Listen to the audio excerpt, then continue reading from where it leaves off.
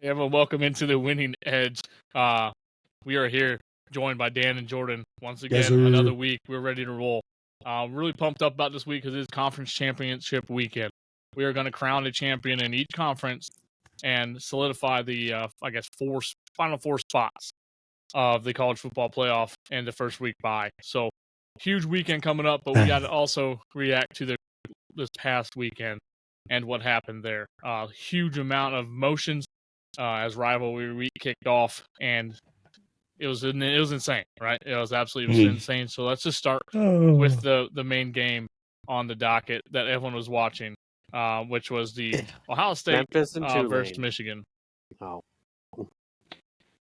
Ohio State versus Michigan. Michigan snuck out a win, 13-10 over in Columbus versus the Buckeyes at the Horseshoe, which is a very good thing, especially for the Penn State Nittany Lions, as they were hoping for that.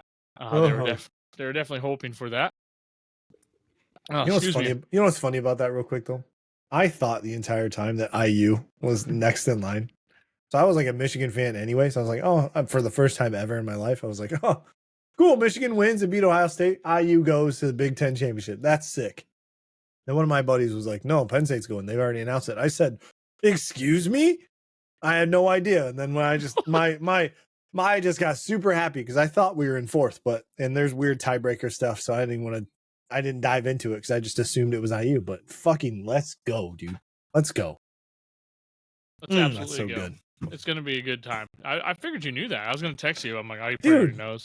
It took me after the game, somebody was like, oh, no, it's not IU. It's Penn State. I was like, get the fuck out of here. That's crazy to me. I didn't know because I guess certain tiebreakers, came to determine that. So yeah, and also you're probably just scared to play the Ducks, man. The fucking Ducks. I don't get at this point. We're playing for either what. My assumption is a first round bye, which great Big Ten champs. That'd be great. Or a home game, a home playoff game. Like so be it. You know what I mean? So honestly, win or lose, I'm sure they want to be champs, but they're in a solid position to have a good advantage going into this playoff. So we'll take it. They'll take it. What are your thoughts on the game itself? Like, I mean, they were what, 23, 25 point favorites, something like that? Ohio State was going into that game? That's wild.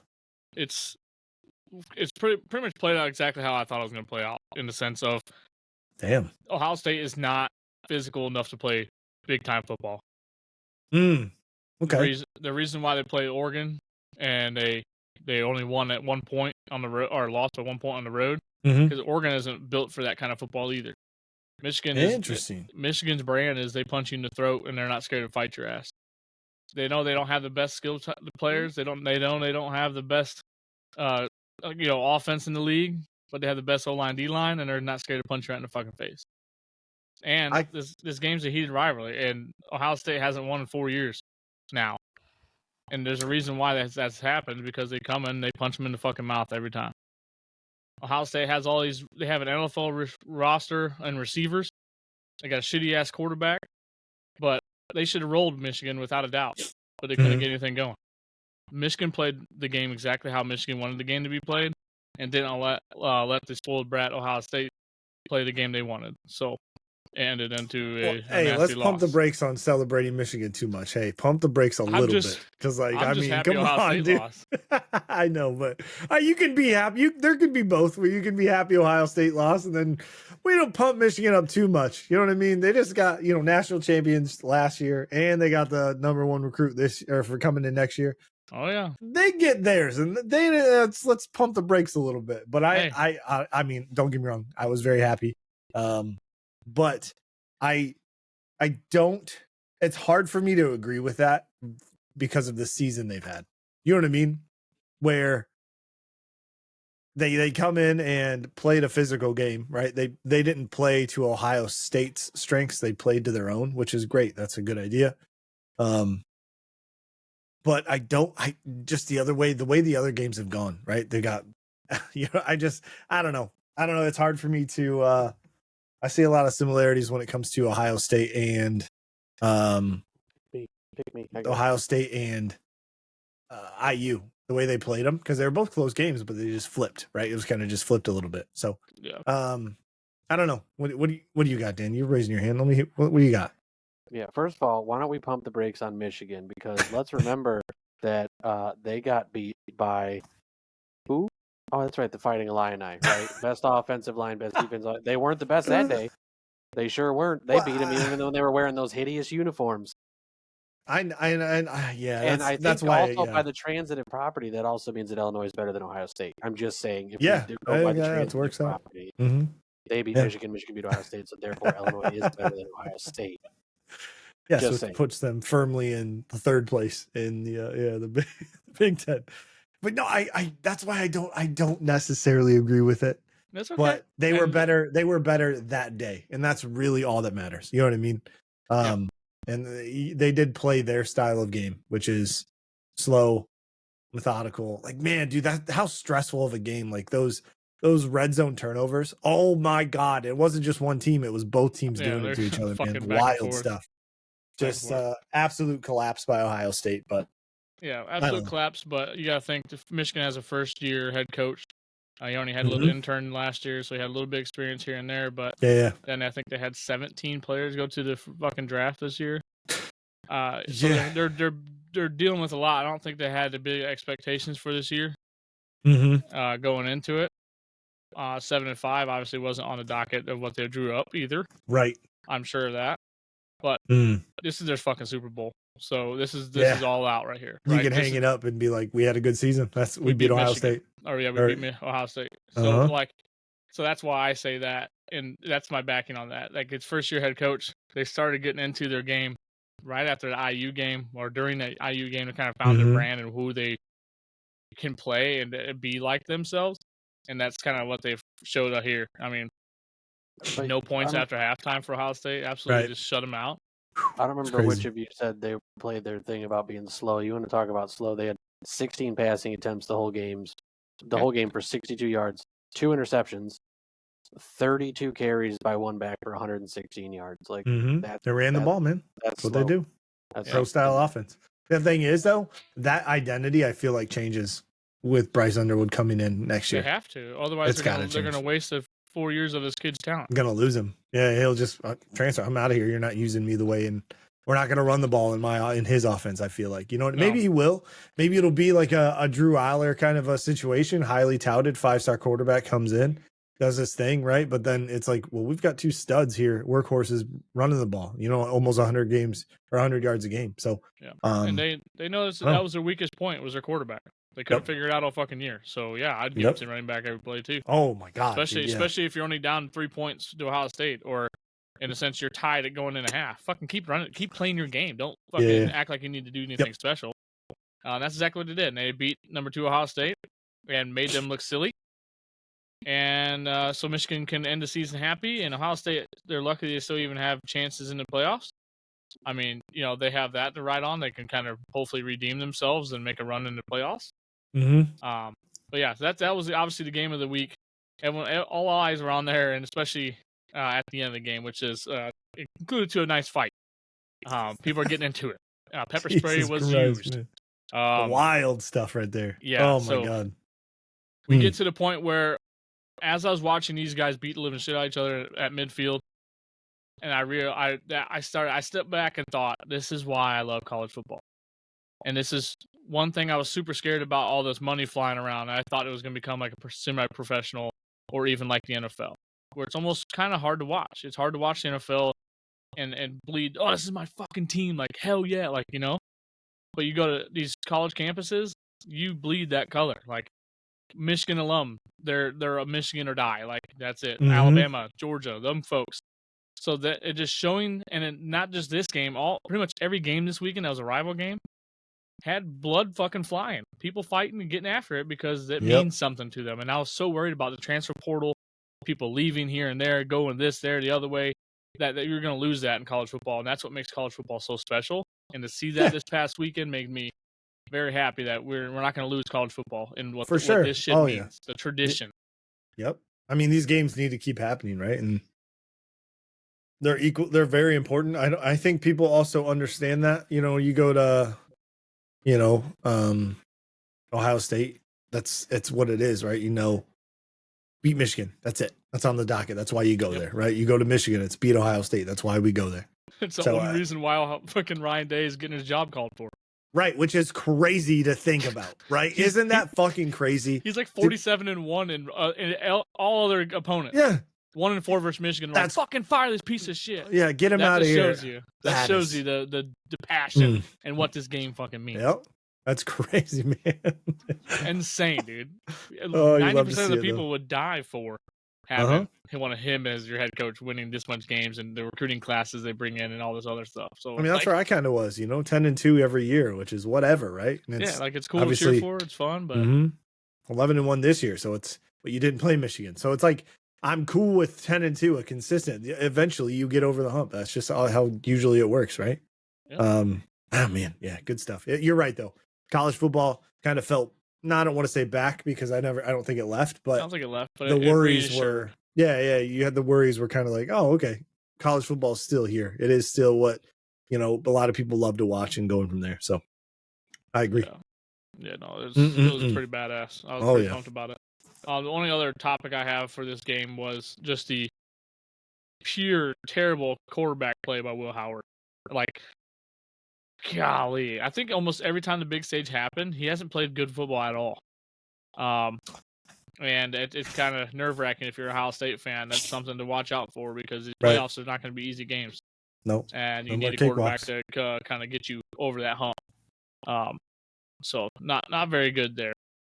Obviously, a ton of games that happened this weekend. I mean, some meant more, some didn't. And one game that really kind of struck everyone by surprise, besides myself, was the Syracuse Orange taking on Miami and whooping that ass, 42-38, beating them to knock them out of the ACC championship. Again, Syracuse's Super Bowl here.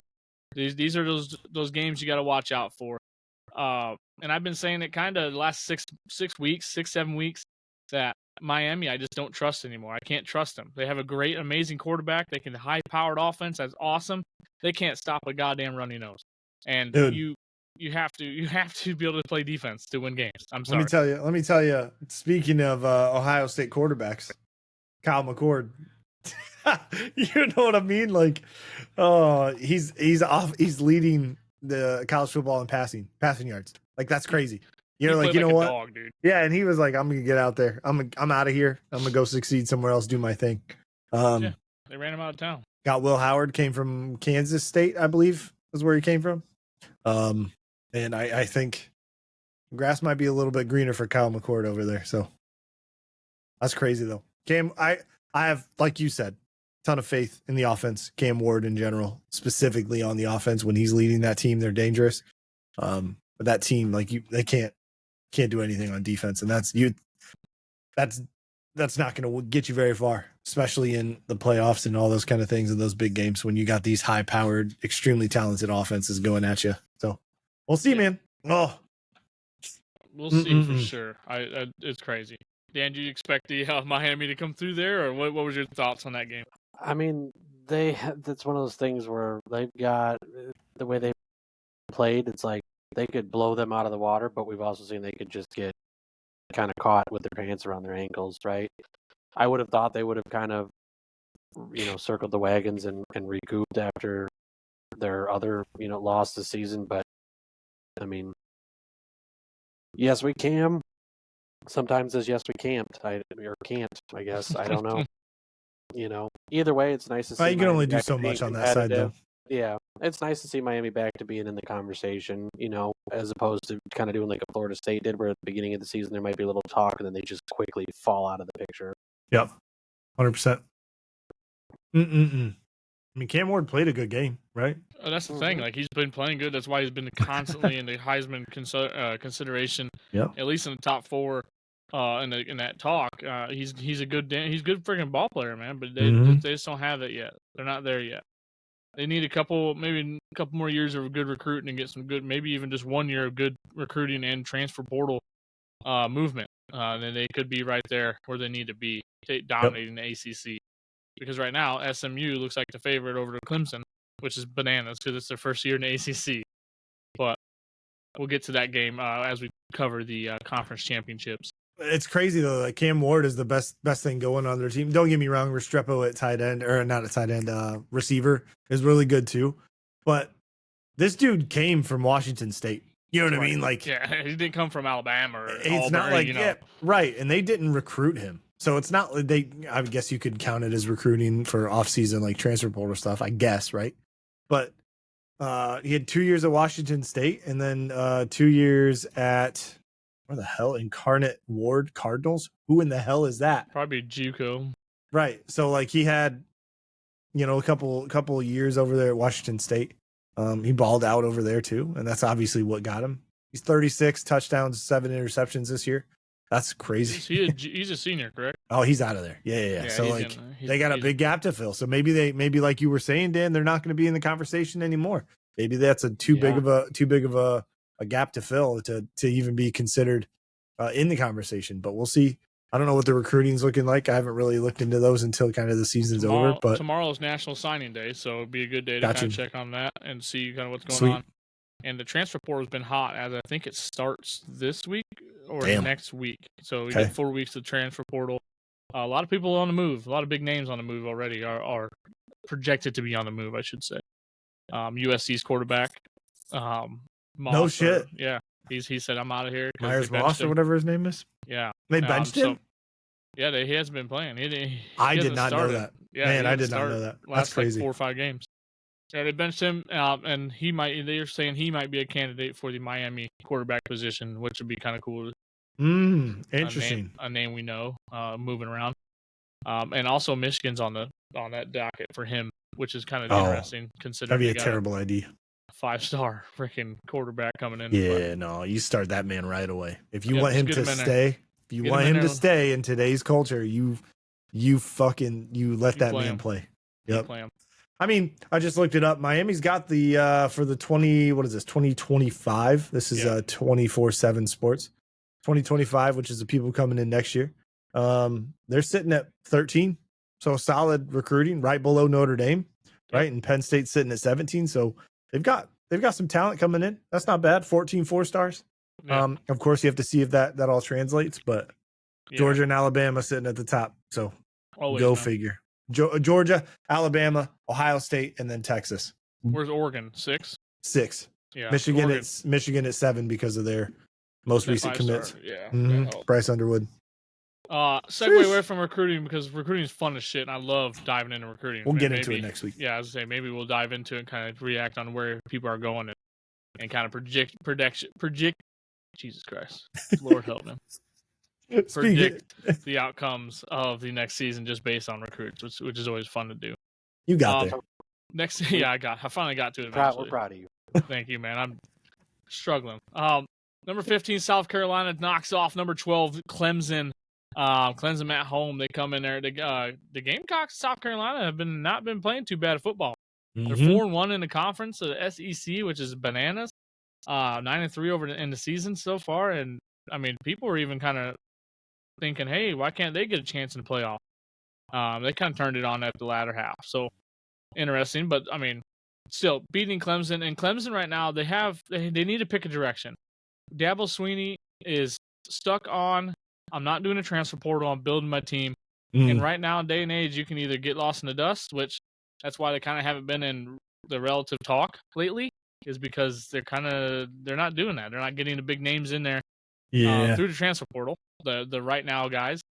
But what happens if they go on a run? They win the ACC, they beat SMU this current week, and make a run in the playoffs, and then Dabo laughs in everyone's face and say, "Look, we can still win games this way," which would be interesting. But not really too much to talk about there. Just a simple fact that South Carolina, I mean, and that's a heated rivalry right there. Clemson, South Carolina, they get after it. So yeah, it's a good one. Seeing that game nice and close is always fun. Alabama wins the Iron Bowl. They beat Auburn 28-14 in a pretty much dominant fashion. It really wasn't a ball game at any point of the game. They took care of business. They looked good after getting embarrassed by Oklahoma the week prior.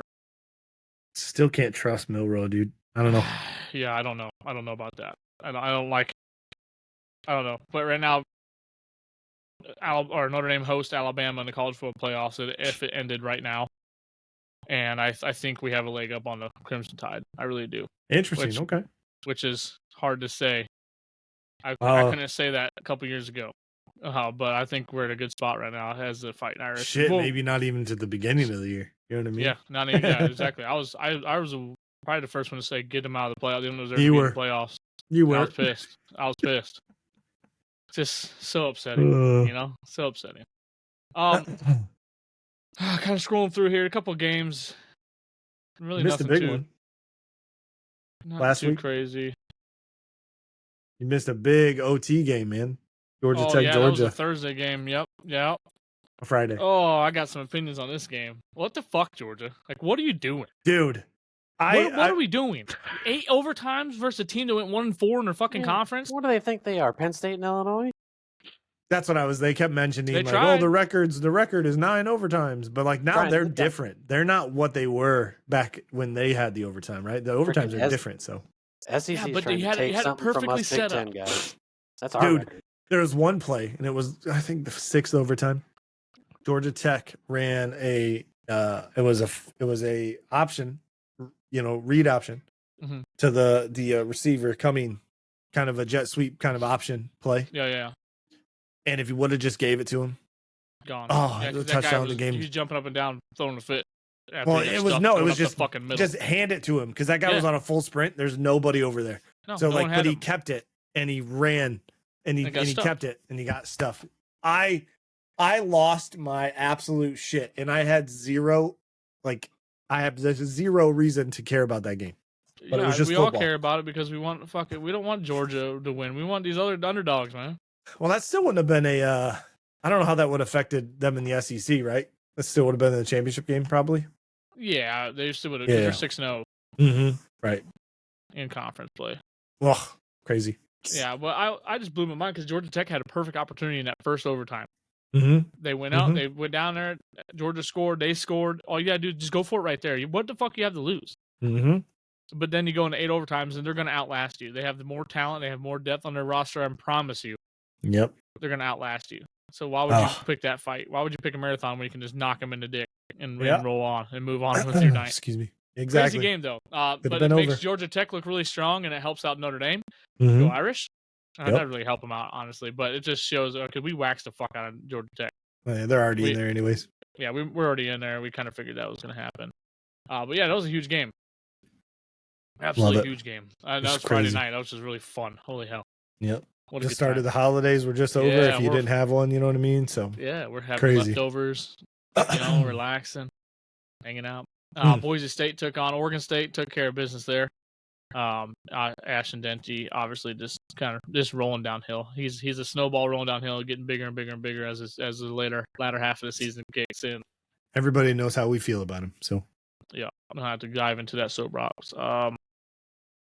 Colorado fucking waxed the fuck out of Oklahoma State. I kept checking into that game because I was kind of hoping they would lose just so people would shut the fuck up. But Travis Hunter had a hell of a week or a weekend, so it's kind of like damn. Yeah, he had a pretty good week. I was watching the highlights and he played damn good. So it's like, well, fuck. Well, I got nothing else to play except a bowl game. So yeah, so good for you. That's their last ditch effort at the Heisman vote.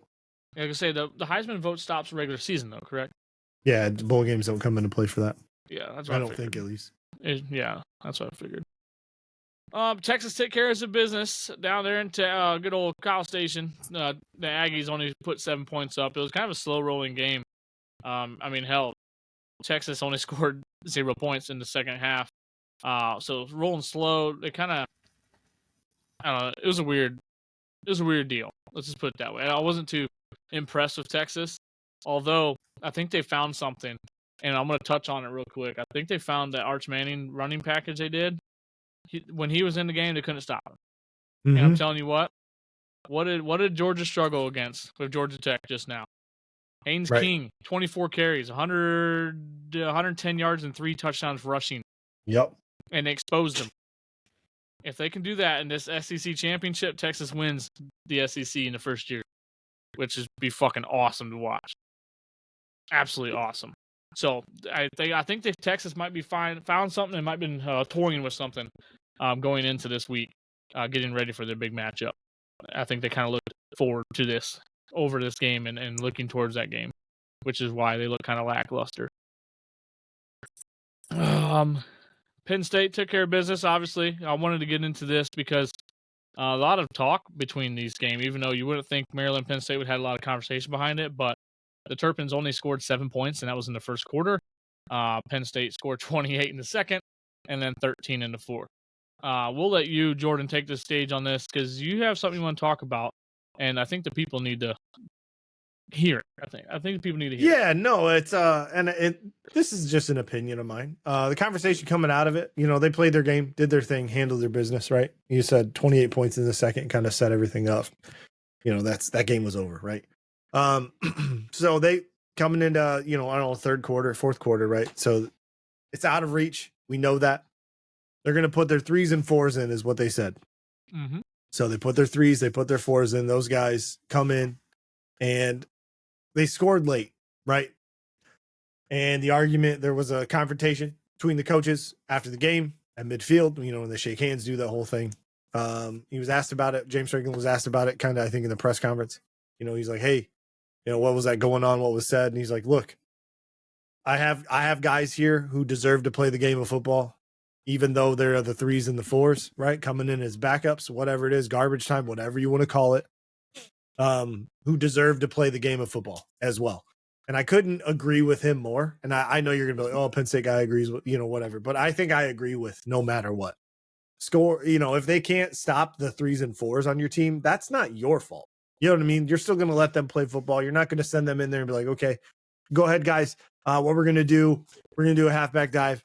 We're going to sit there. We're going to run out the clock. We're going to do a halfback dive. You know what I mean? To do just run out the clock and then give them the ball back because, hey, we didn't get it in 4 downs. So it is what it is. Fuck that. Let these dudes play, right? They deserve to. They're on the team just as much as everybody else is. Just because they're a 3 and a 4 and you can't end up stopping that 3 and 4, on the roster spot, right? With your 1s and 2s. Like, I mean, that's how can you justify being upset by that?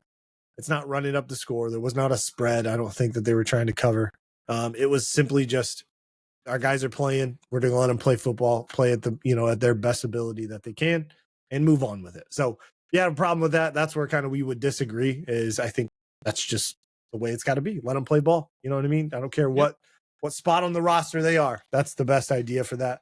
But Penn State handled business. Not like I said, Maryland wasn't necessarily a tough out. So handled business, confident going into. Obviously, what was surprised.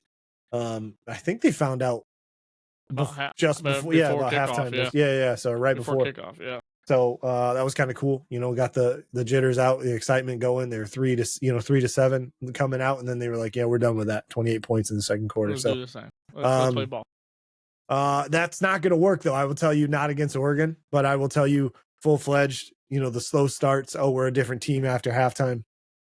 They're going to put up 28 points in the first half. So it's like, that's not going to work, right? Yeah, you can't play for that far behind. Right, exactly. So, I'm fully expecting, for whatever reason, I'm mentally prepared for a blowout, but hopeful that the game is close. That's kind of where I'm at, right? Yeah, so I want an Ohio State-Oregon game, just with an outcome that you would rather prefer, rather than whatever. Yeah, hopeful. Yeah, the other side around. But yeah, I want to be on the edge of my fucking chair, tuned into every single snap. Like, holy shit, that's what I want. See it. That's why I want football to be this weekend. I'm really pumped about it. Dan, real quick, going back to that point, just the sportsmanship thing. What are your thoughts on that? Are you okay with what happened? Or are you kind of like, hey, maybe dial it back a little bit, like Jordan was saying, maybe just run some dives? Like, what's your thoughts? I mean, I'm kind of in line with like what Jordan said, right? Like, if you obviously, like, it's clear if you're, just running away with it. Like, yeah, maybe put in, and not only just to be fair, but also it's the perfect opportunity to put in some of your reserve players, right? Let them get some experience, especially if you've got like young underclassmen. And if they still can't do it, like you said, it's not your fault. I'm going to assume, by junior high school age, most people, right, that do sports are competitive enough where be even like somebody call like a mercy or whatever. Like that's like that almost upsets you more, right? Like, yeah, that means you quit. You know what I mean? Like, so these guys are competing. Some of these guys, on the precipice of going to the NFL or whatever, like they don't want that, right? Like they want to go out there and what it is, right? And it's not, if it's not being done in a malicious sense, like that's just the way that it goes. I mean, like he said, it's one thing. It's a little bit different if you're like, okay, we got a 50-point lead. Let's keep all the starters out there when there's no need, right? Because that's just dumb because you risk injury to your star players when you don't need to, right? Unnecessarily. Like 2, you're wasting 25. an opportunity to get a look and get some, experience for your new, or less utilized players. And then it just kind of seems like more of a malicious. I don't want to say malicious, but like negatively, focused thing. But like I said, if you're putting in the practice squad and they kick you up, like it is what it is. Like that's not. We did our due diligence, right? Because it could very easily be you on the the very next week. You could be the same position. It's just that's the way that things go. Sometimes. Well, I mean, today's day and age, he said it too, though. Like with the transfer portal, those could be your starters next year, right? And they could be like, "Fuck, I didn't get any playing time. I didn't do this. I didn't do that." It's a different environment now, right? They're no longer locked in for X amount of time. They can be, I'm out of here. I didn't play nearly at all, and I'm not getting the promises that I thought I was going to get. So they could, your starters for next year could be, hey, I didn't get to ball out when it was time for garbage time to show like, hey, we've got this next year. We're gonna handle our business, right? So it's a different environment. James Franklin even said like, hey, also we're all trying to get the best spot that we can in the college football playoff. Like that's what it is. You do what you can to. No one has any clue what the fuck that even means. Exactly. So you just try do to everything impress you can to get yourself where you need to be. Right. You try to impress that committee, and that's all you can do. Score as many points as possible. You know what I mean? Look as good as you can to each game, each week. So that's just the way the thing is going. So I mean, it is what it is. Yeah, because this isn't high school. In high school football in the state of Indiana anyway, they put a running clock. I think if you're down 21 or 28, it's a running clock until the end of the game. This is not that. This is collegiate football. This is the second tier to the best of the gets. And these are adults. Yeah, these are adults. These aren't kids. And my thing is, I kind of looked at this more of a senior thing. Like, hey, like get those seniors out there that dedicated their time here. Right. Let them have a fucking chance, because this is probably the last game that the seniors will be on the field, even have a chance to play as the college football playoff rolls in, or Big Ten championship, and then to play college football playoffs. So like, you're not going to get another chance. So as a coach, any coach would have done this and said, "Go play." I'm not going to run it on 3rd and 14, or we're not going to just do that. But also, they're not running trick plays. They're not running motions and options and dumb shit. They're running basic, probably fucking vanilla offense. If you can't stop those points, then like you guys said, it's ridiculous. Like, that's on you. You guys need to go back to drawing board after this game and figure out what you need to do with your program. Right. It's not my fault.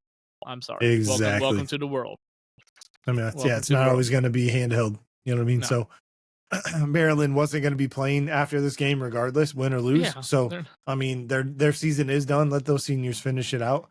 Don't bring that negativity at the end of the game and think if like, sorry, excuse me, if you're going to be running up the score, like you have a bigger head than that, man. You know what I mean? That's just kind of where it's at. And I understand nobody wants to get blown out 44-7. No. Nobody wants that. No. But you're going to ask them to stop at the goal line before they walk in. You know what I mean? Like, what are we doing? Yeah, I don't like it. I like what Penn State did. I thought it was very respectful. It was a sportsmanship. They put their lesser tier players in and let them just play. Mm-hmm. Good on them. But and one more thing on that, it just blows my mind because they literally quit though. Like, I was watching highlights, like they were not playing. Maryland didn't give a fuck after third quarter. Like 2 minutes in the third quarter, they didn't give a rat's ass. They're done. Yeah, they quit, and that's on you. Don't put that negativity on Penn State to make them look bad. Like, your team fucking quit, dude. Exactly. You need to go back and figure that out. A team that did not quit, though, was the Notre Dame Fighting Irish and the USC Trojans. They had a kind of a ball game going into half, 14-14. After halftime, 21 points on the third quarter. Started opening it up pretty well. The Trojans definitely played Notre Dame a lot harder than I think a lot of people would have thought. I think they played a lot of the top teams a little bit harder than you thought they would have, right? Yes, and that's kind of crazy. Yeah, it's kind of what they have a lot of talent. I think all their receivers, none of them have transferred or anything like that, so they're young, fast, good talent receivers, man.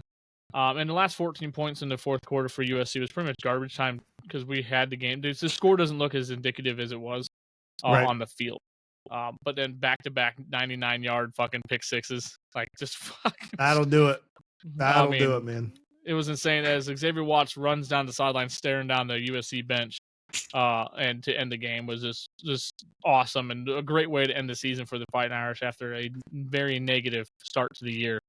What a roller coaster of emotions, and every single week was a playoff game for the Irish, and they executed every single week.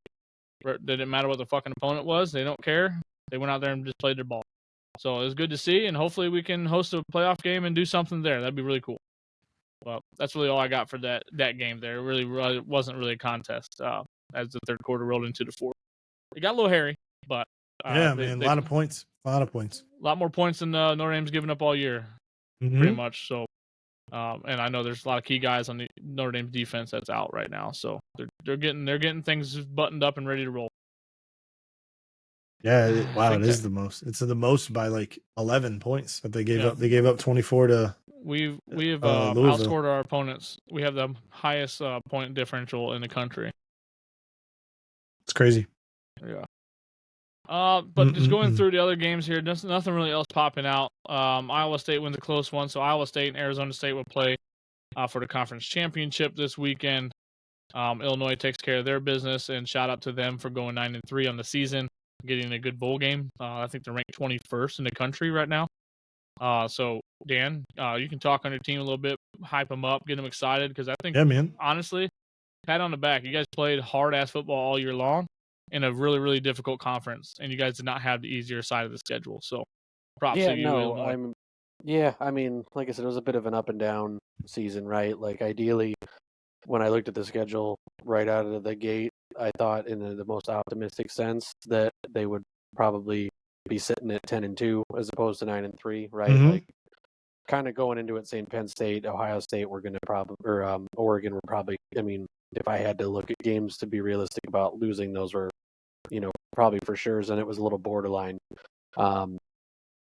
Preseason, when you looked at like Michigan, Nebraska, not knowing, they're ranked, not knowing where they're going to be at, right? So I'm happy with where they're at. The hard part is now going to be, again, can they sustain this kind of level of competitiveness, right, going forward? And, is this going to pay some dividends in terms of recruiting? Because that's the thing, right? Like, it's hard to be competitive if, your incoming recruits classes are not as strong as they might, they would be had this happen, a season or whatever, right? Because it's all in timing. And the coaching staff, right? Like, they just got to find a way to string more than these one-off seasons like this together. And it doesn't always have to be 9-3, right? Like, 7 and 8 win season, whatever. Like, be competitive in the Big Ten somewhat. Don't be at that bottom 3-4 teams like they've been for a long time.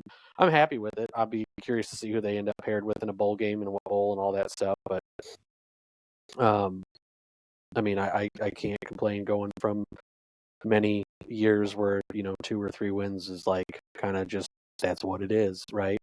I'd love to be back to some of the excitement of like the Zook era, right? Like those were wild seasons. It would be an amazing season one season and something would just go crazily wrong the next, but like you always kind of felt in it, right? Every season you felt like there was a good chance. And they haven't had that kind of momentum for a while, right? Where like going into the next season you could be like, may not be last season, but like there's a good chance. Like we got some stuff going, so it's kind of nice to have a little bit of that excitement back. Yeah. I will tell you though, a lot of your production is coming back. The offensive production, like Luke Altmaier's a junior. I think the running back's the big guy. There's Aiden Laffery. I'm assuming is how you say it. Well, he's coming back. He's a sophomore for Christ's sake. So I mean, like your production. Josh McCray's coming back. He's a junior. Luke Altmaier's a junior. The other thing you're losing your top 2 receivers. Pat Bryant and Zachariah Franklin. But I mean, your defense is still coming back too, and if they all stay intact, like you said. So consistency, if they all can stay together, there's no reason things can't look bright as well for next year. Yeah, absolutely. I mean, and again, I'm not saying that we got to come out and put up 10 wins, right? Like I mean, not just sitting at 500. Good 2 games or more over 500 would be, I mean, I think a success again to string back to back, especially with how competitive the Big Ten is now with all the teams that are in it. Yeah, right. That's another thing you got to battle. But I think Illinois is in a good spot recruiting wise, like located. they got a lot of local talent in Indiana and also Illinois that may not be a top 4-star, 5-star guy. And you might be able to get some of them, those guys want to stay closer to home. They're used to the Midwest weather. Just like they might have a perfect storm be able to come in and really kind of take on that team. Because I think Illinois got a lot of eyes on them this year. And I think that really is going to help them boost up their recruiting. Because they're perfectly centered in the Midwest right now. Like, you got Kentucky right here. You got Indiana, Illinois, even Missouri. There's a lot of just good talent all around that area that they can pull from and stay close to home, and then kind of, I feel like, really help out the Fighting Illini.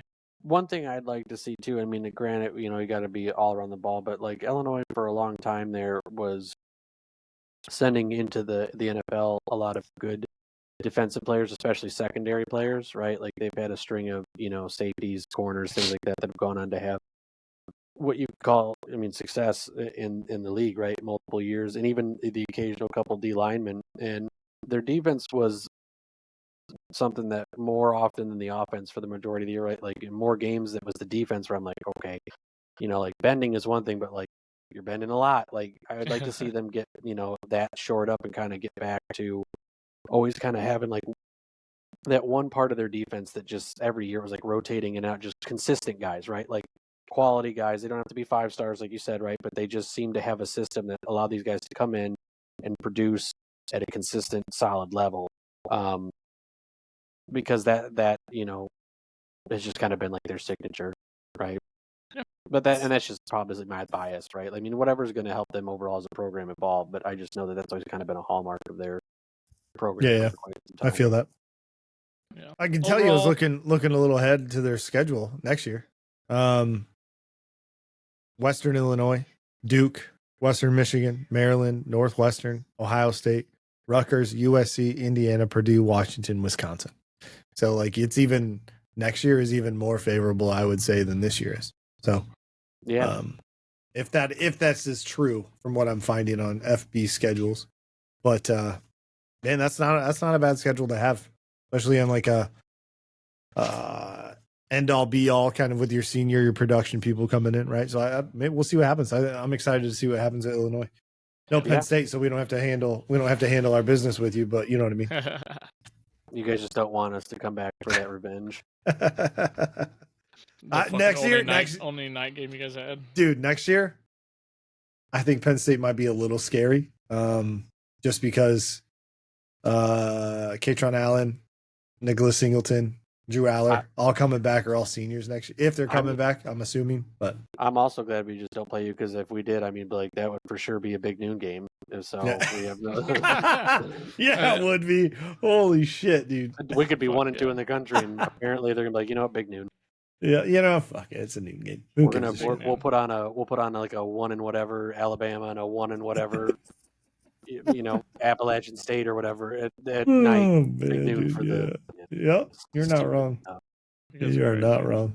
Let's go over to the conference championships that are happening this weekend and kind of predict some of them, and then after that we'll jump over to the college football playoff projection bracket and go through that as well.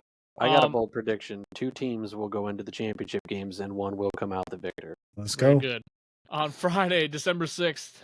This Friday, 8 o'clock, the number 20th team in the country, UNLV, will face off at home, going to Boise, number 10 team in the country, as a rematch. Boise State notched out a win, 29-24, the week prior, not the week prior, but the game prior to this, at UNLV Stadium. So they're going into this game 4-point favorite, and I don't know. This whole season they've been riding. There hasn't been a game really where Genty has not had less than 25 carries. So obviously they know where the ball is going, and seeing them a second time, I think UNLV will give Boise State some fits. But I'm going to project that the Boise State Broncos win the Mountain West Championship. I keep forgetting Boise State's only loss was like a super close loss to Oregon game. I keep forgetting that. That's what I'm saying. That's why everyone's like, "Oh, Boise doesn't need to be up there." Blah blah. They play shitty teams. Like, dude, no, they literally almost beat the number at the time. It was like the number 5 or 6 team in the country. Like, yep. But no, I want to hear you guys' predictions. I don't care who goes first. Let's pick Boise the Mountain roll West it. Championship. Dude, Boise's rolling it. I don't care. I don't give a shit. We're just going with it. They're gonna cover the Are you guys gonna watch the first Boise game of the year, boys? You guys pumped? Usually they're on late. Like late as shit. So taking Adderall. Let's fucking watch some Boise State, brother. 8 p.m. on Fox, which I'm assuming, I don't know if that's 8 p.m. their time or our time, but our time. It's our Eastern time. Yeah. I'm in bed At 8:00. Yeah, good for you.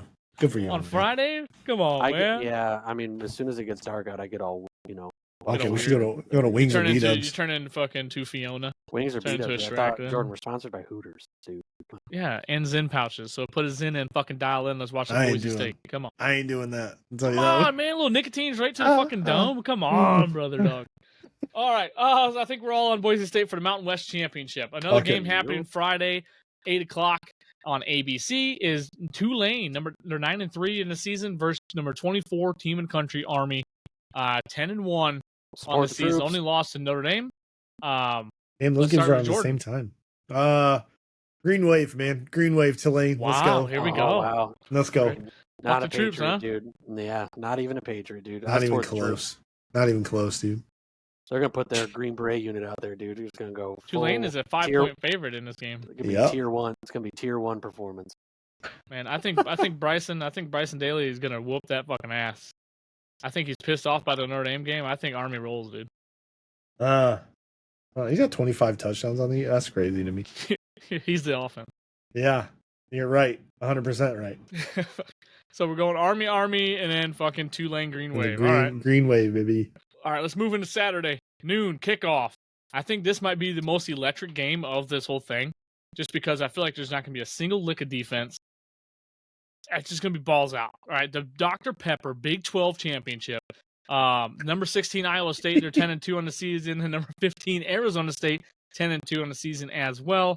Arizona State comes in as a 2-point fucking favorite. What's up? What you got, Jordan? Fucking funny to you? I don't get why Dr. Pepper is like, you know what? We want the Big 12 championship. We don't want to sponsor. They finally started selling out the naming rights. Oh no shit! That's why it's every other conference like the Big 10 championship. Like no, the Dr. Pepper Big 12 championship. All the other ones were going to be probably crypto sponsored, but you saw that all fell apart. Yeah, Bitcoin and all that other bullshit. Dogecoin, Big 10 champion. The dog with hat. Crypto, right. Whatever. Dogecoin. I'm going Arizona State. They're hot, man. They're cruising, right? I think I'm going Arizona State. They're just Iowa State. You say whenever you say like, oh, this is going to be not a lick of defense, and I think Iowa State, and I can't help but think of Iowa. So then I think there's going to be no lick of offense coming from Iowa State, but I know that's not the same team. It's like I'm just a weird thing going through my head. But Arizona State, I think, rolls in this one. Wins a whole bunch. They're playing in Jerry's world, man. Arlington, Texas. Watch out for that sheet metal. Yeah, dude. I think. Come on. I think they're gonna get a whole truckload of Dr. Pepper afterwards, and they're gonna be good to go. Dude. So.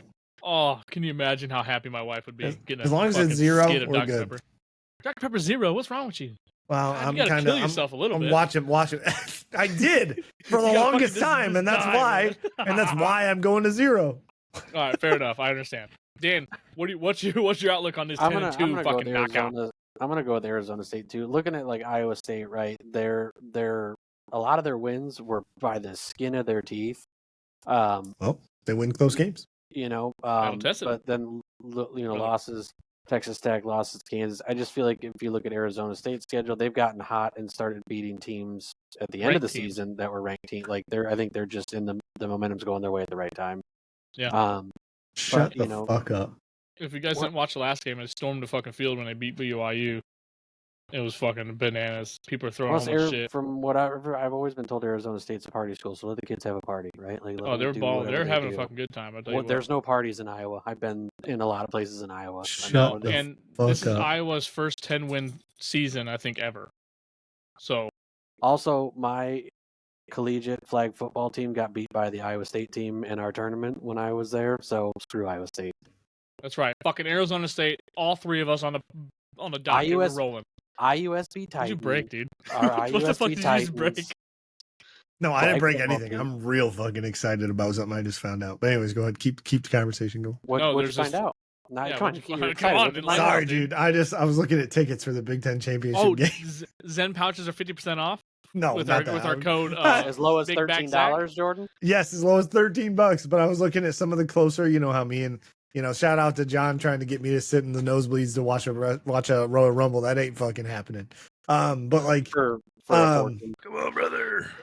But yeah, like $114 to sit in like row level 337. Like, I mean, that's not bad. Good, dude. You know what I mean? If you sit in 720s behind the bench, you can take care of the fucking windows behind you and Lucas Oil. Pretty good. Nah, I fuck bet that. I ain't doing I that. bet you for really like high. 500 they'd let you run one of the flags. Dude, I bet Oh. you for free and a couple pallets of Dr. Pepper. Oh fuck, wrong game. Never mind. Well, Never mind. I could sit down here Couple and right quarts of oil. here at section 141, dude. You won't 141. We need boots on the ground, Jordan. Come on. Oh, dude. You That's the won't Saturday. That's bring Zyla over. We'll babysit her. You go fucking to the big game. Come on. She's going to her first Penn State game. That's gonna happen. Let's go. You're gonna win now by 1,000. Yeah, dude. Oh, Just that'd be super. Make her so wear cool. a white shirt and you can swing her around by her foot instead of a towel. Yeah. Oh, dude, that'd be shit. sick. I didn't think All they right. were gonna be that like, I don't know. Well, I guess it's also teams that aren't from here, right? So it's not like it's not IU, it's not Ohio State, which is close. It's Penn State way over here, and then Oregon way the fuck over there. So maybe that's why these tickets aren't so bad. That's crazy to me. All right, let's move on. ABC 4:00. The SEC Championship. Number 5 Georgia Bulldog 10-2 on the season. Go all up against the first time in this conference this year. Number 2 Texas 11-1 on the season. Texas is a 2.5 point favorite in this ball game. Again, another rematch. Georgia had the better half, had 6 sacks against Texas on the first matchup, and that's going to be a huge key to this ball game. But can the new running found offense for the Texas Longhorns conduct a badass drive and go win you a ball game? I don't know. We'll find out. But I need to hear from Dan who is going to win this ball game and I guess just solidify themselves as a first round bye. I got to go with Texas, and maybe it's just because of the way that Georgia performed. Like it's really hard to. I mean, it could again. I know they beat them earlier, but like Georgia. All right. Kind of just I don't know. They're like self imploding. Oh yeah. Listen, you'd be a lot cooler if you did. All right, if you picked Texas, but we're gonna pump them. Those are rookie numbers. We're gonna pump them up. If you don't think that he's not gonna pull up in whatever those are Buicks and have a weird conversation about a Buick, it's a Lincoln. It's Lincoln, whatever. It's rich people cars. Shaq's Buick, man. Yeah. Is that a Buick? No, he's That's the what general. I told him. He's the general. The fucking old bastard. To save you time. So you're going No, Texas. I I like go- it. Go Longhorns. Yeah, Cook I 'em. just for Fuck Georgia. for whatever it is, like they've given you pretty much the same product all year, right? Like it's not been stellar. It's been good enough, right? Like it's not been. I wouldn't say they're blowing minds with their performance, but they've been getting it done. Georgia's been all over the map. Dixie. They're just. I don't feel like they have any idea what they're doing, or like as a team, right? Like from one game they're dominant, the next game they're falling apart. Like I just don't see them holding it together.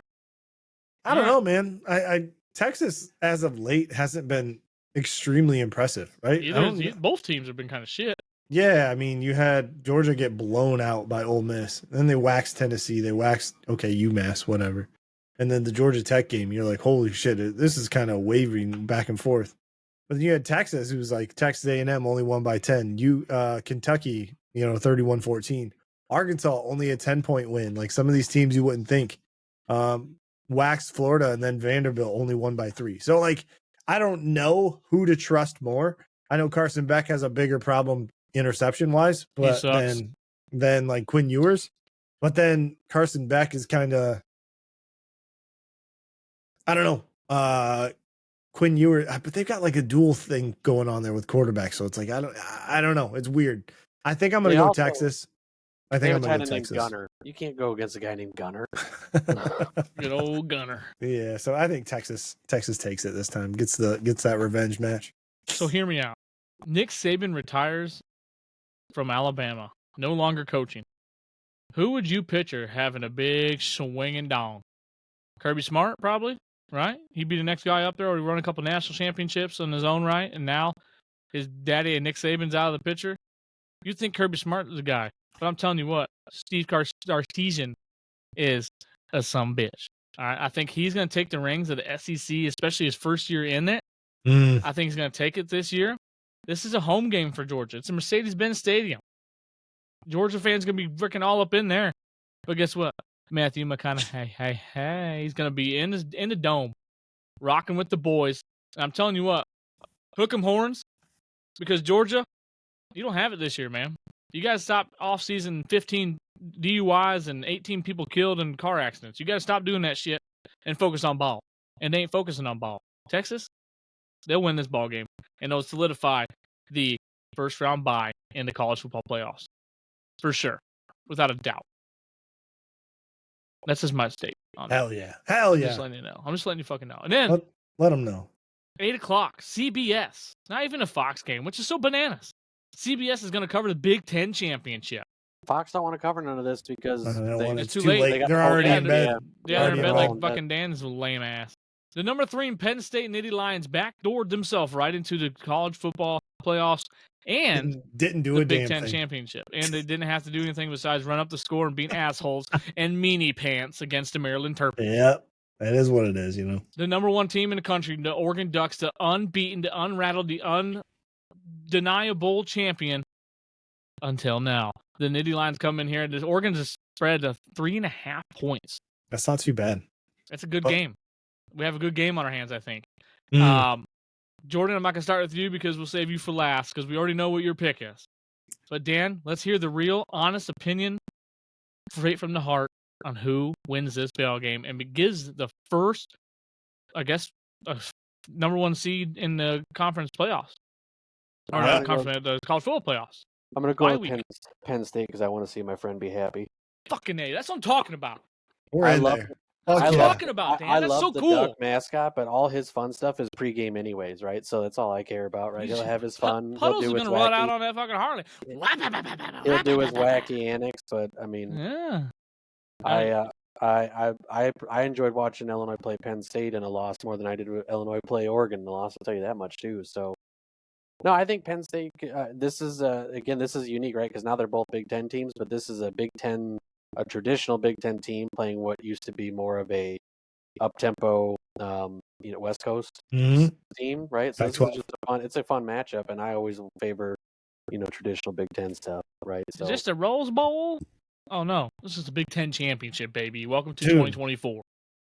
How you doing? According to ESPN Analytics. Oh, I love analytics. Penn State is 53.8%. The money's on Penn State early, huh? Yeah, dude. They got a match predictor. They got Penn State by 3 points. It's crazy. They say it's only going to be 49.5 points scored in total. And it is a neutral field, but I feel like it's a better option. You got a better chance of Penn State fans traveling better to that game, right, than Oregon. Oregon has a huge fan base, dude. Oregon will sell out. I'm going to have a conversation. I'm talking real fans, Zach. Not these. I'm going to have to have a conversation with my wife after this. Why? I'm just saying. He's going to buy a fucking ticket or two. I'm just saying. Maybe 3. Oh, I thought she was over there. I thought she was talking some trash or something. No. I thought she was over there quacking at you. She's too... She's Ducks. Puddles. Ducks. Give me the mighty ducks. Quack. I'm like, no. Oh, shit. Be good stuff. I'm all for having a buddy of ours happy. I'm all for camaraderie. But the Penn State Nittany Lions ain't got shit on the Oregon Ducks. The Oregon Ducks will wax that ass. Penn State won't score a point until the halftime, and the Oregon Ducks are going to be like, hey, you guys coming to play? And Penn State goes, nah, we like to have our peanut butter and jelly at halftime, and then we come play ball. Mm-hmm. I'm just joking. It's not going to be ass waxing. It's going to be a close ball game. But I'm telling you what, the Oregon Ducks, I think they're battle tested in their own right, as well as Penn State. But I think they have the upper edge, and I think I trust their coach more in the big games than I do Mr. Franklin himself. Yeah, you're onto something there, right? So it's just this is a huge game for Mr. Franklin. If he wants to do this and make this a thing every single year, you got to start winning the big ones. Yep. So I guess that's kind of part of it, man, is that's where I'm at. It's a big game. You only had one of those you lost this year, Ohio State. So Oregon kind of fits in there as that Michigan for the year, right? Yeah, his track record's not very good against the top 5 teams. No, it's not very good, and it's always the same ones, which sucks. But I don't know, man. If you look at the way some of these Oregon games have gone, You would think, oh, they're 12-0. There's no shot. Oregon's kind of got the same schedule that Penn State had. No, it's a pretty easy schedule in the Big Ten. You know what I mean? And they could be Penn State lost to Ohio State by 7 points. Oregon beat Ohio State by 1 point. So I think this is more up in the air. If it gets away quick, it's over because Penn State can't be actually big play. They don't have the big play, right? Yeah. And Oregon can. That's kind of what they've always been. So that was Pac-12 football. That's what it was. Your defense can get after that ass. Oh yeah, the defense line can get after that ass. Abdul Carter is going to be the biggest reason why, if he can make an impact, why they win the game.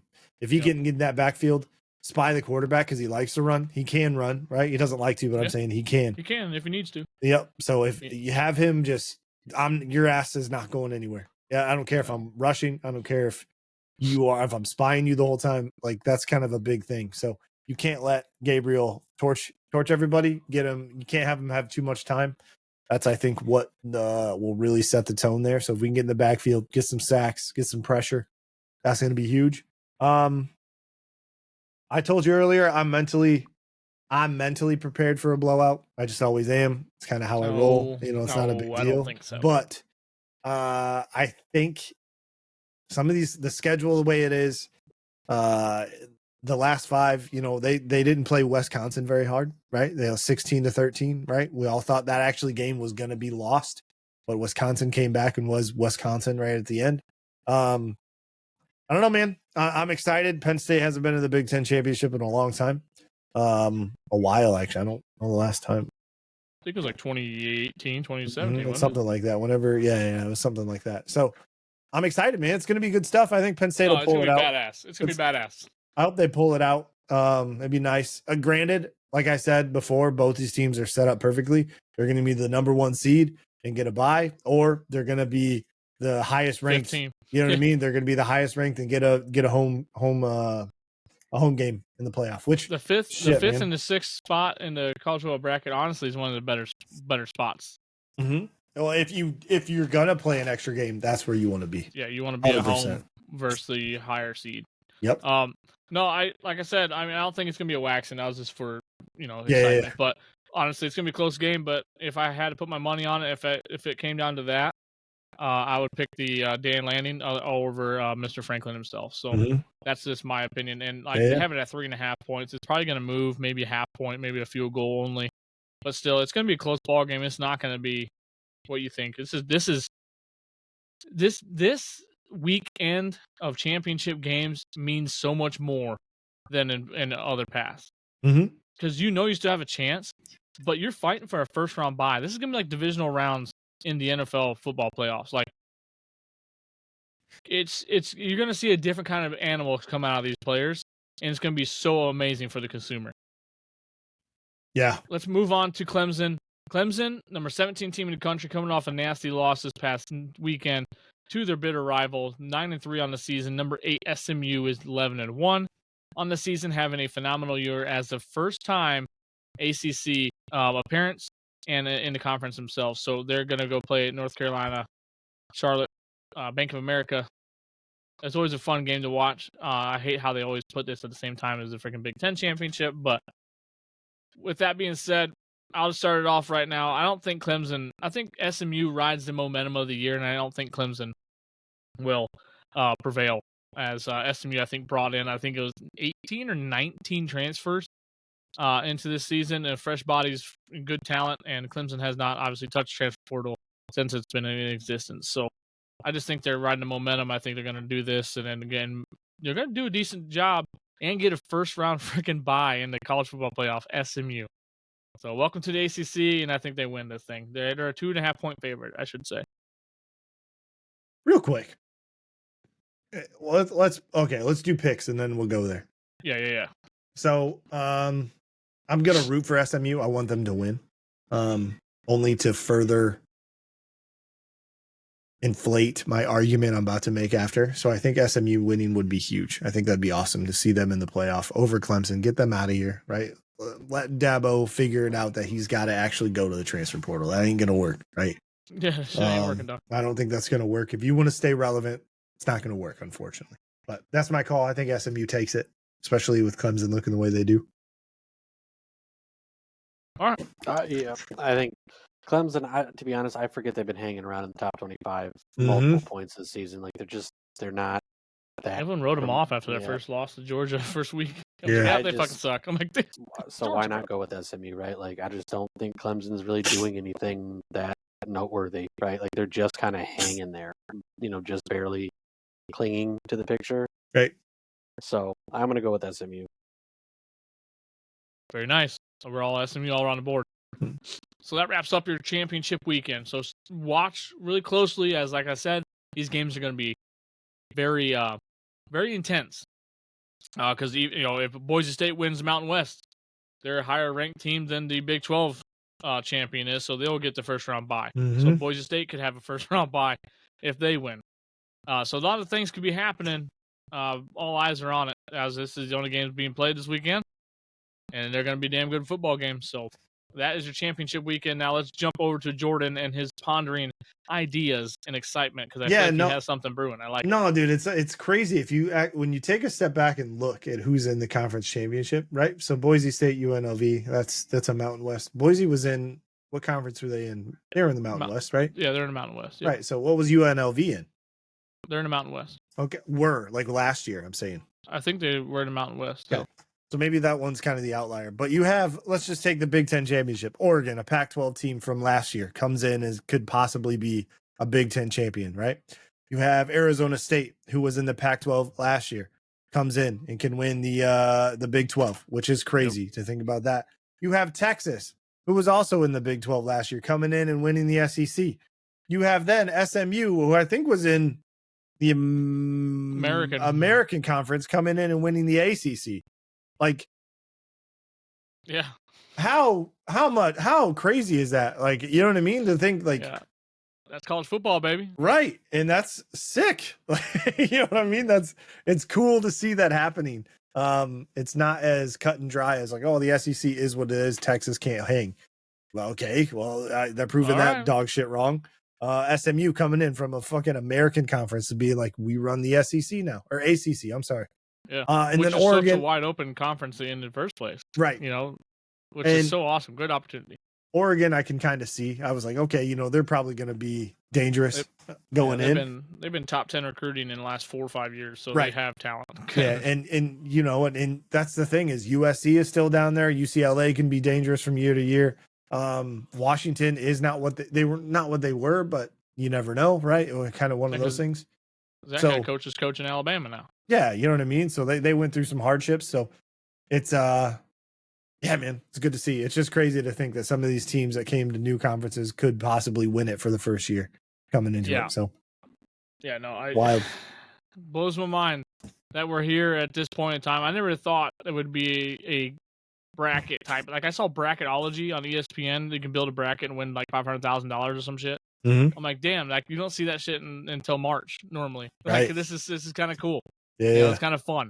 I think they have they're going to take some good notes from this season. Obviously, this is the first season of 12-team playoff, and I feel like there's some room for improvement on this, just like with anything else that's new and enrolled. But as it sits right now, I think they did a good job for what it is.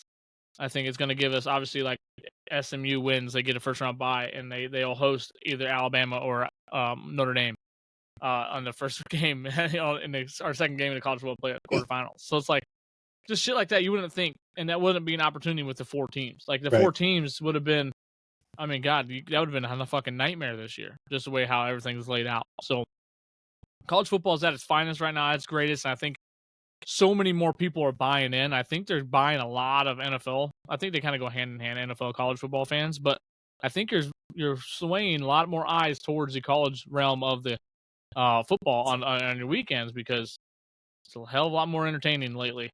I'm telling you what. Yeah, seems like it matters more. It matters more. But yeah, so I got the college football playoff projected bracket up here. This is the last week of the projected. Next week will be the final. Obviously you got Boise State. They're projecting they're going to win their conference. Oregon's going to win their conference. SMU win their conference. Texas win their conference. And then you get the fillers. Arizona State win their conference. That's the Big 12. They're a lower seed than the Boise State Broncos if they both win. That's just why they put them at the 12 seed.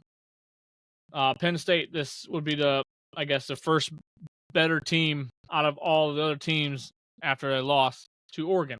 So that puts them at the 5 seed.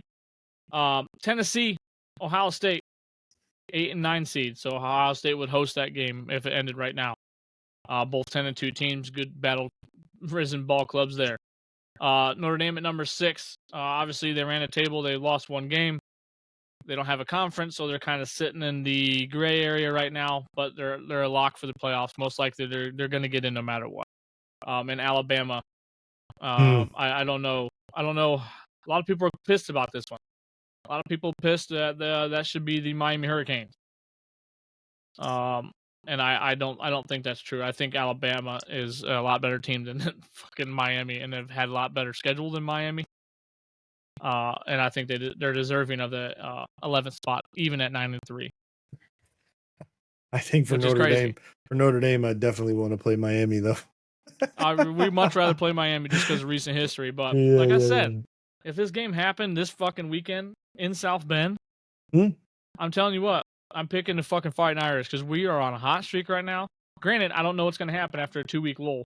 This week, next week, and then the week after that, I think is the game. So 3 weeks until you play another ball game. That could be rest or rust. I mean, that could be two things that could go one way or the other.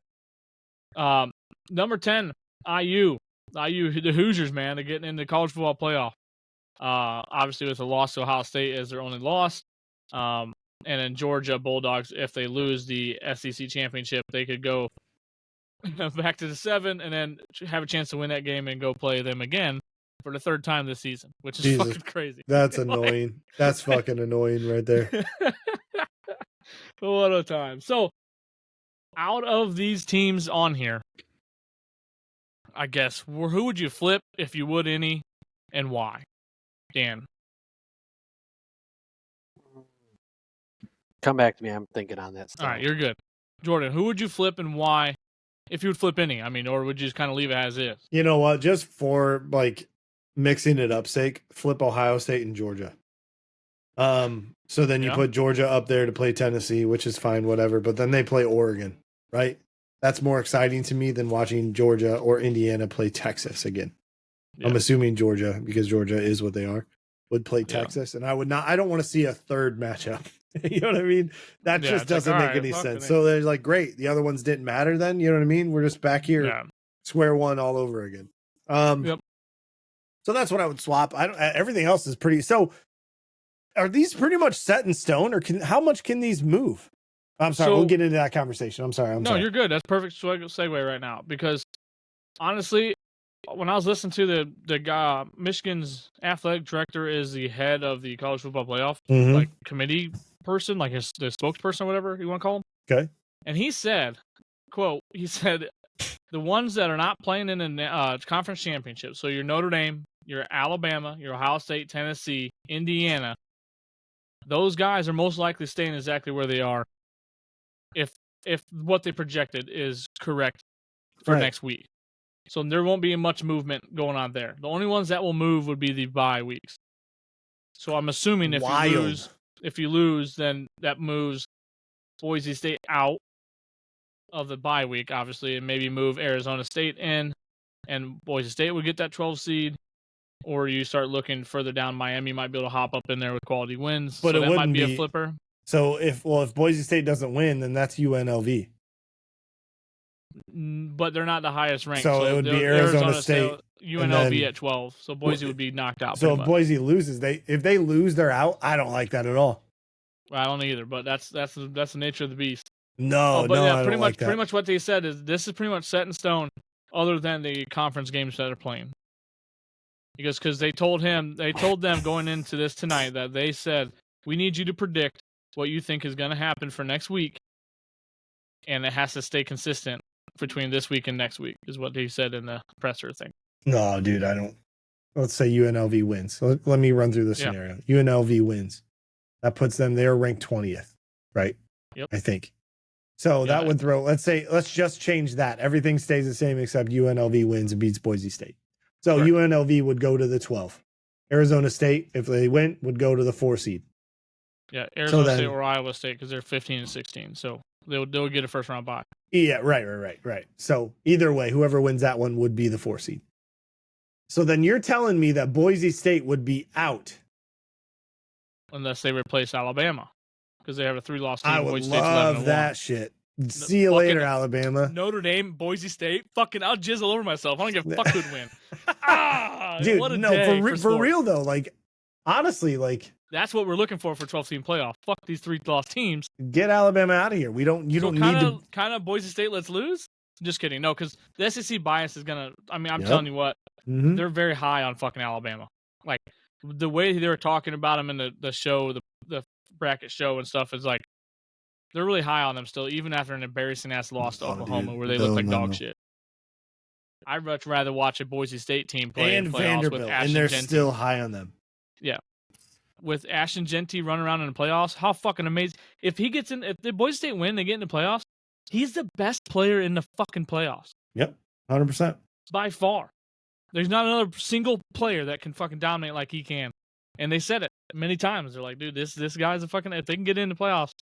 Which a win is really reachable, but if they lose, it's going to be hard to get fucking into playoffs. No, I don't agree with that. No. If they I don't lose, agree with it either. But they lose, kick Alabama out. Well, See you later, dude. You can't kick IU out. They lost to Ohio State. Nope. You can't. Alabama's out of there. Can't kick Ohio State out. They lost to the number 1 team in the country, and then Michigan. Which, but there's get Alabama out of there and set a precedent, dude. With a 3-team loss is like that's asking a lot. Yeah. Especially Oklahoma barely has a winning record in Vanderbilt. Can you imagine them? Kicking them out and then fucking moving like an Ole Miss out or some shit. Like, god damn it. No, dude. That's the only thing that would infuriate me is if Boise State loses and then they're out because they lost a conference championship game. That's fucking crazy to me. Yeah. Oh, so man, I'd hate it. Dude, now you got me fucking jacked up right now. Like, if we can get Boise State coming to South Bend. You're going to that game. Fuck, I'm going to have to. That'd be the first Notre Dame game I ever attended in my life, other than blue and gold games. I've never been. Well, they're expensive. That'd be the fucking game I'm going. Oh, I know. That's like I'm saying. I get a lot better viewmanship at home with my nice 4K fucking TV. You gotta go like a cupcake game. Well, not this year. NIU would have been a bad time. But like, fucking quit. Yeah, dude. I knew two of my friends were at that game, so like that's fucking wild. Yeah, can you imagine though, man? I mean, but you're right. Like, set the precedent. Like, as a parent, we have to do this where you let it slide this time and it becomes a fucking habit, or we nip it in the bud now, and we ain't doing this shit. Nope. And I'm telling you what, if they let a 3-loss team in this year, it has to happen every single year. Over Boise. No, dude. So that means what? That would be upset. 1, 2, 3 SEC teams.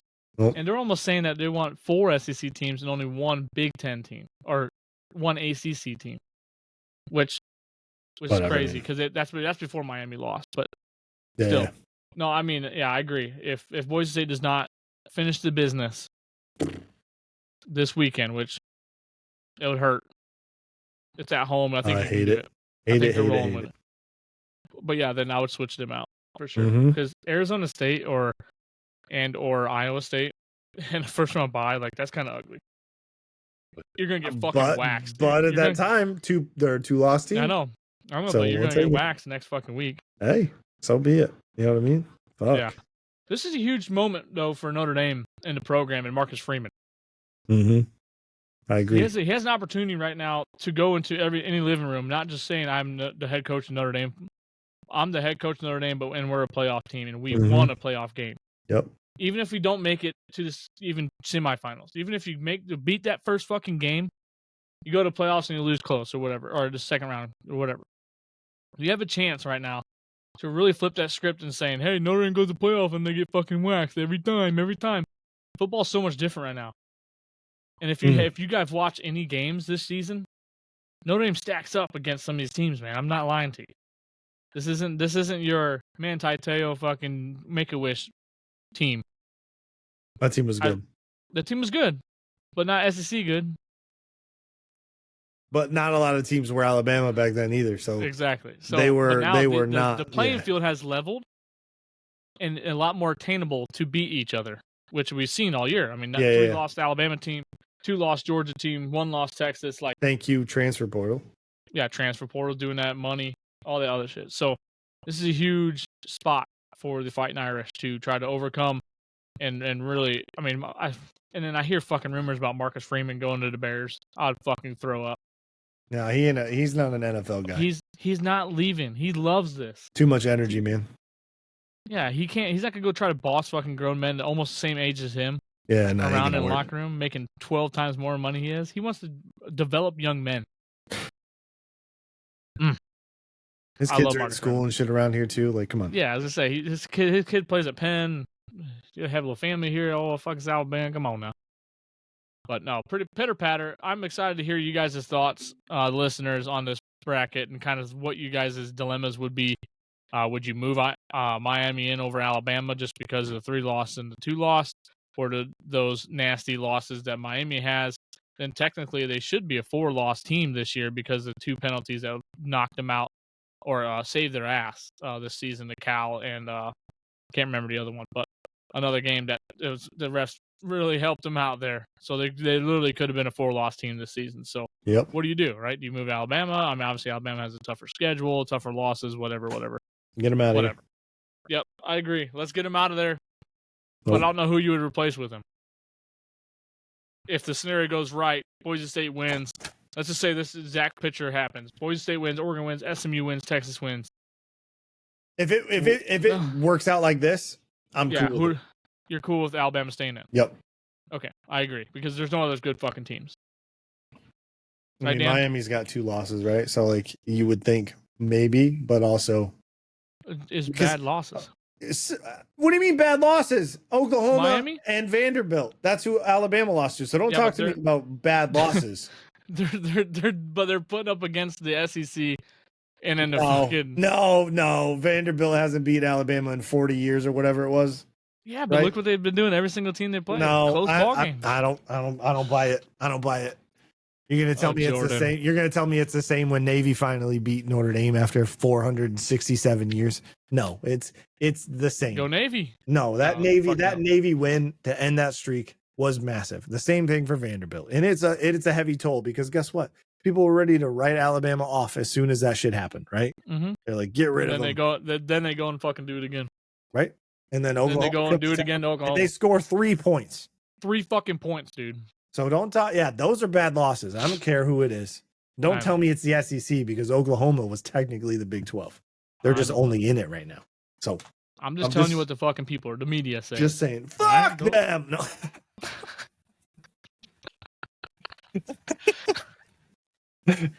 Fuck them, bud. We're in it, dude. We're in it. Oh, I love it. Man, we're that good time of year right now. Oh, it's almost over though, which is worse. It does suck, but the NFL will carry us through the dog days. Which, if you guys have HBO and you guys like the Hard Knocks situation, the in-season Hard Knocks for the AFC North, the whole conference, the whole division, they're doing them, and that premieres tonight at 9:00. Sheesh. Or so it's already happened, but yeah, that looks like a cool ass series. They're covering all 4 teams. You know, Baltimore, Cleveland, Steelers, and who the fuck else is over there?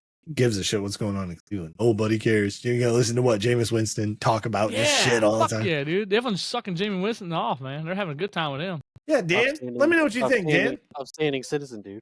Get it right. Jameis Winston's better than fucking the other jerk off. Yeah, they needed Deshaun Watson. Yeah. Oh yeah, he was the upstanding. So I'm sorry. He's the one that's amazing. Jameis Winston's the one that stole crab. Yeah, he's a crab leg stealer. Final hours of Eberflus era. Dude, the Bears are fucked for another 3 years at least. No, I don't think for another 3 years. They're gonna get somebody. I think they'll get somebody. Not this season. Yes, now. But that opinion held true earlier because now your guys' CEO or not CEO, your general manager said, "I'm fucking taking care of the damn head coaching hire." The president. Yeah. Oh, he's president. like, I'm fucking doing. No, the black guy, GM. No, it was Kevin Warren, the president of the team. Said the polls will assist, but he's heading it up personally. Oh, well, then I'm fucking even more worried. Well, we're fucked. Bring back the racist John Gruden. Yeah, goddamn John Gruden. Come on, boys. You ever play football hardcore now? Oh, you tell me you've seen his TikToks, dude. Have you seen him? Oh, fucking love it, dude. He's like doing this, being all crazy, and he's like, oh my god, dude, psycho. He's sitting there, he's like, yeah, they're playing 4-3 coverage right here. And I'm like, psycho. I mean, he's just fucking. Oh my god. He's fucking breathing, man. He's fired. Barstool Sports signed him up, making clips. So they made a whole football house. So much of these fucking old coaches are coming in there. How fucking clock works. He's already better than the other fucking idiot.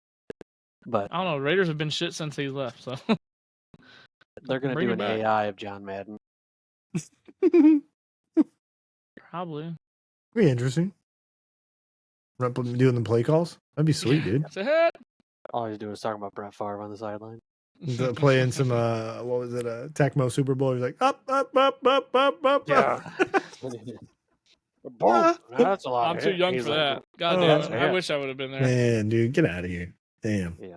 You ever play an NES before? Come on. I'm gonna get my Madden 90. Don't make me get my Madden 93 and Madden 96 out on this Genesis right Dan, now. oh, speaking of, this is way off topic, and we love doing this, but like, it's football, Dan, buddy. One of these times, it's not even football. I'm gonna be honest with you. That's fine. I mean, I don't care. I bought an analog pocket. Right? Do you know what that is by chance? We use that in college to kind of help each other out when we're getting on lull, right? Nope. No, wrong pocket. That's wrong. Right. Yes, a different pocket. Yeah, not this pocket. I think I know. So it's kind of what I told you about before. It holds an SD card. You can play emulators and run stuff on it, right? But it also plays actual cartridges and upreses them to the screen, which is fantastic. It's a little handheld Game Boy. Kind of looks like a little Game Boy. Yeah, that's what it is. I bought one of those because those things are like go out of stock all the time. And I also bought a dock, so it allows you to plug it in, set it kind of like a Nintendo Switch, and then you play with a Bluetooth controller. So we gotta play Pokemon, dude. That's just what it is. You gotta come over and play it on the big TV. You know what I mean? Can I bring my already leveled up? I got my red, blue, and yellows. Yeah, it'll be on your cartridge. Yeah, it'll be on there for sure. You're gonna battle, and then you're gonna battle my leveled up Pokemon with your scrubs. Yeah, dude, be great. So the NFL's fired up right now. Let's go NFL. The linebacker for the table, Jordan. The Houston Texans got suspended 3 games for that hit. Good. We're trying to have a conversation about Pokemon Game Boy right now. What are you doing? Yeah, no, good for that guy. Get him out of here. Really? I'm kind of the opposite. I'm kind of the opposite a lot about people, but like it's unnecessary. I think you know at that point. But I'm also kind of understanding with the fake slide stuff that's been going on, right? With who's that? I think that was Josh Allen. Yeah, but that was the last year and shit. So like, I don't think that really plays a precedent in it. Like, granted, yes, it was fucking malicious in the sense of it was. It looked bad, right? But the letter that he got and they put up on dude, they said he's a multiple time defender or offender. And blah, blah, blah, blah, and going on and on. He's never fucking he's never been thrown out of a ball game, never been fined for a bad hit. They made him out being like the biggest piece of shit in the fucking world. He choked Tom Brady a long time ago. Fuck Tom Brady. He deserved to get choked. Wow. The greatest of all time, you're going to talk to him? Trust me, I don't like call Thomas Brandelson, dude. How dare you? Whatever. Man. No, but I don't know. I just, maybe not, I mean, maybe a game, but 3 games for, I mean, dude, you can't be consistent, NFL. Be consistent. There's no consistency. It's fucking so wishy-washy on everything. There hasn't been anything like that in a while. So, I mean, you know what I mean? I feel like you have to at some point. That's got to be done. I feel. I don't know. I am in the minority that it's okay. I'm okay with the fine or the suspension. I'm okay with the fine and the suspension for a game, but 3 games is a little fucking absurd. This is football, and you want these guys to play hard and fast, and you wonder why all these injuries keep fucking happening. Well, because the defenders are fucking going 60%. The defenders cannot go above 60% threshold, which are getting fucked. They're getting absolutely fucked. Dude, nobody tackles. Exactly. The way that they should. Nobody They're not allowed does. to anymore. No. They are allowed to tackle. No, they're fucking not. What you played football, you understand this. I played football not nearly as long. You wrap up. You don't run with your shoulder and push out with your forearms. You don't do that. But now this season there's a hip drop tackle that you can get fucking a 15-yard penalty on for. Yeah, the hip drop thing I don't agree with. If you wrap up and fucking accidentally roll, God forbid you're getting fucked 15-yard penalty. So yeah, they're just gonna bench press these fucking people. That's all they're doing. After what Cooper DeJean did to Derrick Henry, I don't want to hear that it's impossible. Tell me you saw that. White boys. We be not even just white boys, white defensive backs. Corners. Let's go, baby. Yeah, but no, he fucking bodied his ass up. You know what I mean? He tackled him. I know what you mean. Like, I'm not defending like not wrapping up because like that's fucking basic football. Like you get taught that in fucking Pee Wee. That's what we taught the 4th, 5th, and 6th graders this year. How to wrap up, how to put your head. They lose it sooner or later. You know what I mean? They get so lost. Strong. They get so big and strong, but the other guy running is so big and strong too. But throwing your body at them isn't going to help them or stop them from being just as strong. You know what I mean? So like, I don't know, man. Football. This is why, but you don't see this shit in college though. I mean, you see broken tackles and shit like that, but like, you just don't see the absurd amount of like hesitation. It almost looks like NFL players are hesitant when they're playing football.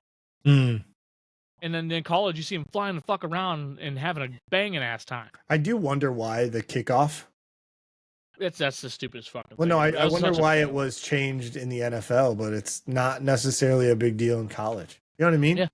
Yeah. You're taking the best of the best. I get it. The biggest, the fastest, the strongest, and putting them into one giant pool of people. So like maybe that's why, because not all those people on those squads go to the NFL. That's just obviously how it works. They don't have enough spots anyways.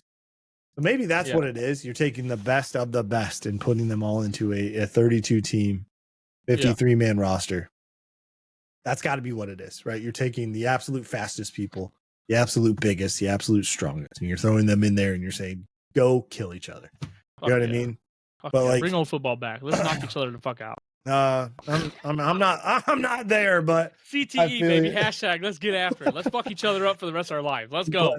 But I do understand what you mean as far as no, it's just different. It's just a little hesitant. Yeah. That's like, I mean, I played, but not to a level that like I can even like hang a hat on. But like, still, it just seems so like when I watch the game of football, like I can very, very well tell the difference between college and NFL.